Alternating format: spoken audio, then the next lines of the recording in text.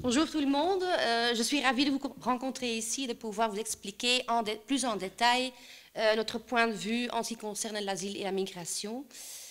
Vous savez que sous le gouvernement de Croo, la Belgique est devenue plus que jamais le pays de cocagne. La politique naïve d'ouverture des frontières et le filet de sécurité sociale presque inconditionnel ont conduit à un nouvel afflux de migration illégale dans ce pays ces dernières années.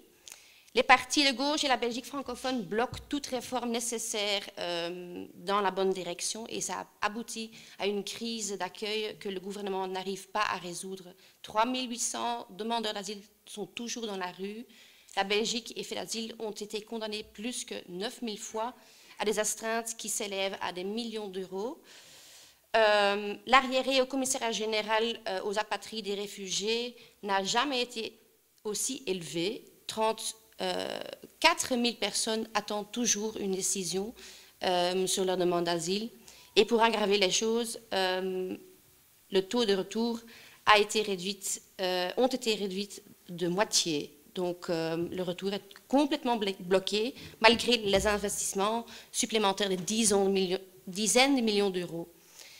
La migration ne peut être un atout que si elle est contrôlée et attire des personnes qui s'intègrent dans le tissu économique et social. Nous devons reprendre le contrôle de nos frontières extérieures. L'immigration illégale, insoutenable, doit cesser. Un changement radical de politique est nécessaire et c'est pour ça que la NVA fait les propositions suivantes. Non à l'immigration illégale.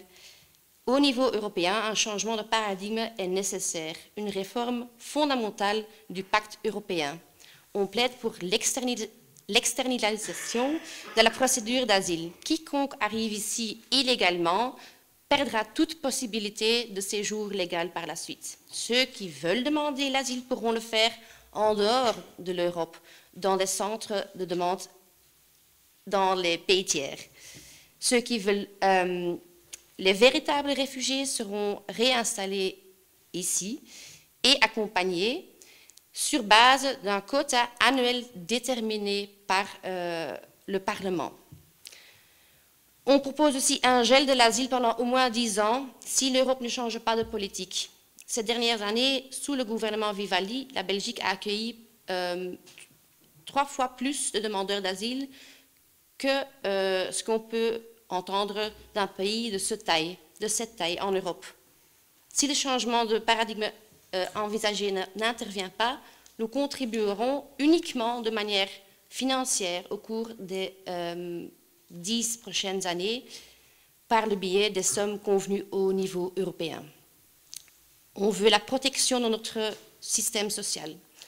Nous exigerons 5 années de résidence légale au minimum avant de bénéficier du CPAS. Une partie du montant du revenu d'intégration sera liée aux conditions d'intégration, activation et de langue. Nous durcissons également les conditions de l'immigration secondaire, comme le regroupement familial. Il faut augmenter le seuil de revenu et en général imposer plus de conditions d'intégration afin d'éviter une surcharge de notre système social et ainsi favoriser une intégration plus rapide du primo-arrivant. On imposera aussi un test d'intégration comme condition des visas concernés. On veut une politique de retour efficace. Nous renvoyons dès que possible et effectivement les personnes qui ont épuisé tous les recours légaux. L'accent doit être mis sur le renvoi des criminels illégaux. Nous doublons la capacité des centres fermés. Nous rendons possible l'entrée au domicile en cas de séjour illégal après approbation d'un juge d'instruction. Et finalement, il devrait être possible d'accueillir des familles illégales avec des enfants dans un centre fermé adapté en attendant leur rapatriement. Personne n'aime enfermer des enfants, mais cela doit quand même être un dernier recours. Sinon, ces familles auront carte blanche pour disparaître dans l'illégalité. La migration peut être une valeur ajoutée pour notre économie. C'est également une compétence largement régionalisée, mais je voudrais quand même expliquer notre point de vue. Nous voulons nous concentrer sur les profils hautement qualifiés. qui répondent à des besoins spécifiques de notre économie. Pour les profils peu qualifiés, nous nous tournons principalement vers les chômeurs de notre région et on veut aussi imposer un test d'intégration avant de venir ici. Ainsi, nous mettons encore plus rapidement l'accent sur l'autonomie et les travailleurs migrants sont moins susceptibles d'être victimes d'abus. Je vous remercie.